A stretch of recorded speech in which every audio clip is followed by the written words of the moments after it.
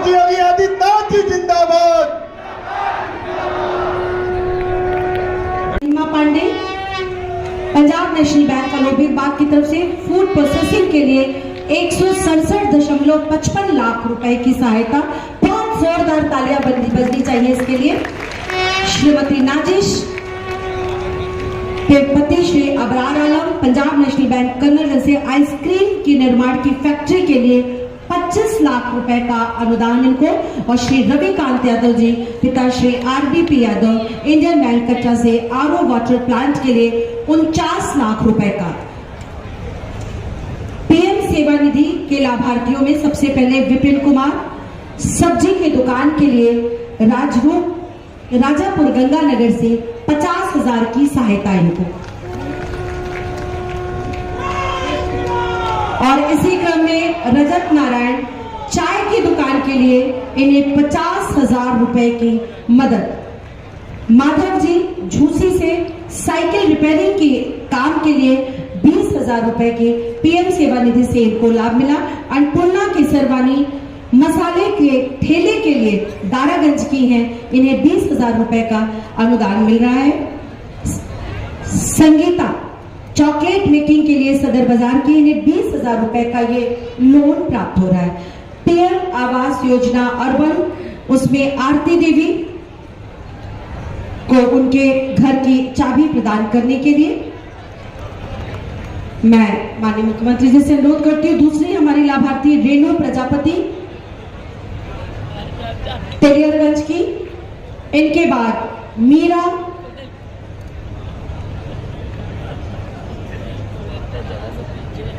इनके बाद मनोरमा देवी कटघर मुठ्ठीगंज, PM आवास योजना शहरी की लाभार्थी। इनके बाद कमला देवी कटघर, इनके बाद रोशीला देवी झूसी, कमला देवी मंच पर कटघर से, और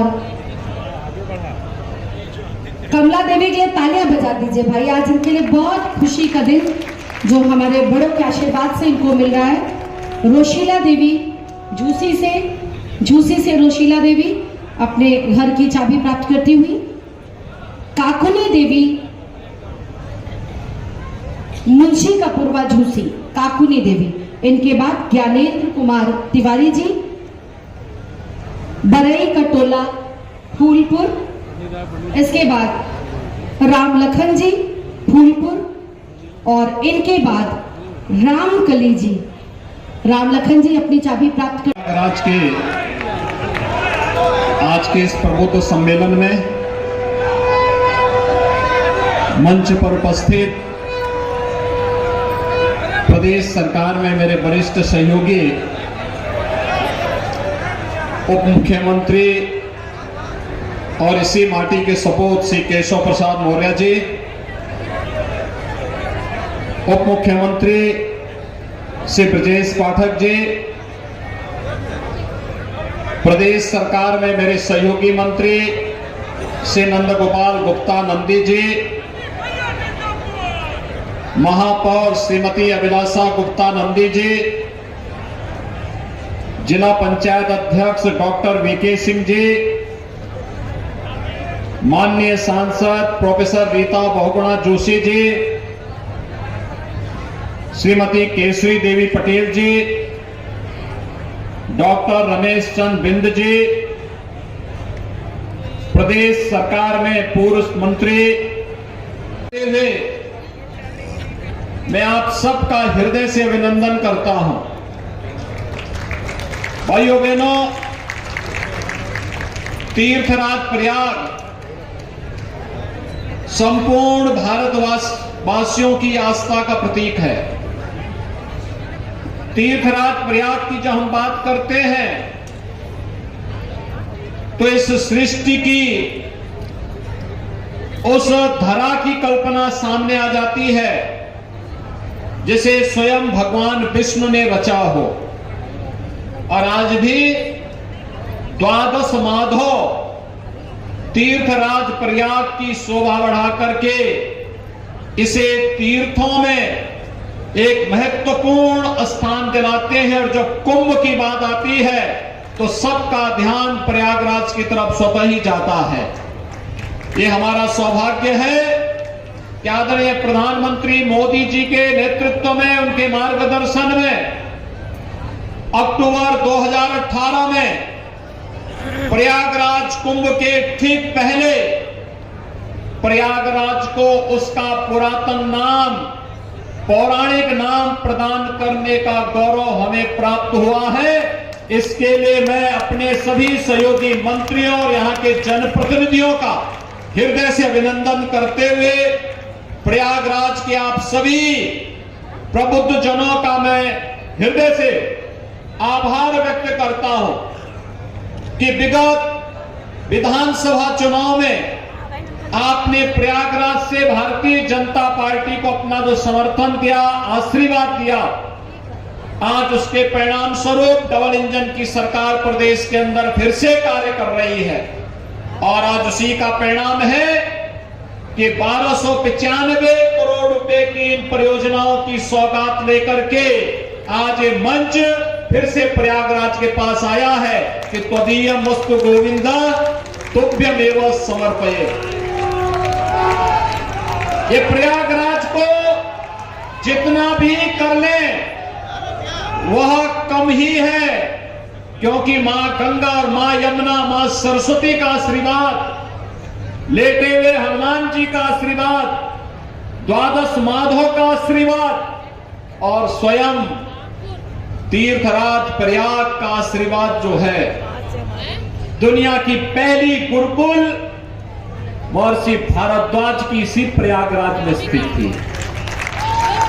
और यह भी हमें गौरव की अनुभूति होती है कि जब वहां पर भव्य प्रतिमा महर्षि भारद्वाज की स्थापित की गई, भारद्वाज आश्रम के पास सचमुच हजारों वर्ष पुरातन परंपरा के साथ हम सबको जुड़ने का सौभाग्य प्राप्त हुआ था। भाइयों बहनों, प्रधानमंत्री जी ने आजादी के अमृत महोत्सव वर्ष में मुख्य महोत्सव को संबोधित करते हुए पंच प्रण की बात की थी। और पंच प्रण में उन्होंने इस बात का संकल्प लिया था, विकसित भारत का, दूसरा विरासत के सम्मान का, तीसरा गुलामी के अंश को सर्वथा समाप्त करना है, चौथा एकता और एकीकरण का, और पांचवा नागरिकों के कर्तव्य का। विरासत का सम्मान अयोध्या में भगवान श्री राम के भव्य मंदिर के निर्माण का कार्य हो, या काशी में काशी विश्वनाथ का धाम, मां विंध्यवासिनी का धाम मिर्जापुर का हो, या प्रयागराज का ये ऐतिहासिक कुंभ, ये सभी उसी परंपरा के हिस्से हैं। और आज मैं आप सबको इसी बात का एहसास कराने के लिए आया हूं कि प्रयागराज का कुंभ 2025 में फिर होने जा रहा है। और भाइयों बहनों, जिस सुव्यवस्था, सुरक्षा और स्वच्छता के लिए प्रयागराज कुंभ जाना जाता है, जाना गया 2019 में, इस परंपरा को और भी अच्छे ढंग से प्रस्तुत करने के लिए आज मैं दोनों डिप्टी सीएम नंदी जी, हमारे सभी माननीय सांसद, विधायकगण और प्रदेश सरकार के मुख्य सचिव, डीजीपी समेत सभी अधिकारीगण प्रयागराज पहुंचे हैं, जिससे 2025 की एक बेहतरीन परिकल्पना को साकार करने के लिए और प्रधानमंत्री मोदी जी की संकल्पों के अनुरूप 2025 के महाकुंभ के आयोजन को हम लोग प्रयागराज की भावनाओं के अनुरूप यहां पर लागू कर सकें, उसका क्रियान्वयन कर सकें। डबल इंजन सरकार के साथ रहा है और आपके द्वारा दिए जाने वाले प्रत्येक सुझाव का सरकार स्वागत करेगी।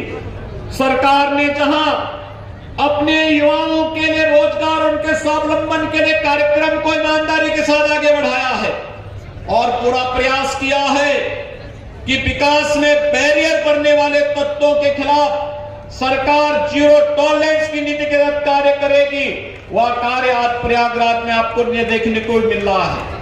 आपने देखा होगा, जो माफिया पहले प्रयागराज को कैद करके, बंधक करके यहां की विकास की परियोजनाओं में बैरियर बनते थे, आज एक माफिया किस कदर करा रहे हैं। आज सरकार उनकी संपत्ति को जब्त करती है और गरीबों के लिए आवासीय सुविधा वहां पर बनाने का कार्य भी करती है।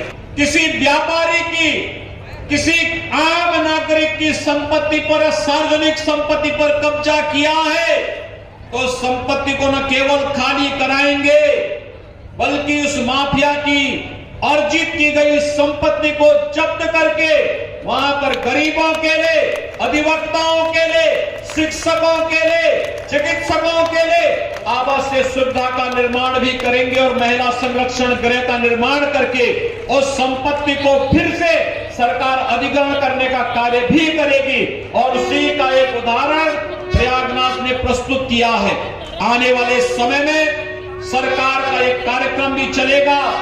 मिशन रोजगार के अंतर्गत प्रयागराज में लाखों नौजवान अपने कैरियर को संवारने के इस पवित्र कार्यक्रम के साथ जुड़े रहते हैं। अभ्युदय योजना सरकार की उसी परिकल्पना को साकार करने के लिए आपके लिए तैयार की गई है। सभी प्रबुद्ध जनों का हृदय से अभिनंदन करता हूं। 1295 करोड़ रुपए की इन परियोजनाओं के लिए प्रयागराज वासियों को हृदय से बधाई देते हुए अपने सभी माननीय जनप्रतिनिधियों का अभिनंदन करता हूं, जिनके प्रयास से प्रयागराज की योजनाएं आज जमीनी धरातल पर उतर रही हैं। मैं एक बार फिर से आप सभी को हृदय से बधाई और अपनी शुभकामनाएं देते हुए अपनी वाणी को विराम देता हूं। धन्यवाद। जय हिंद, जय जय श्री राम, जय जय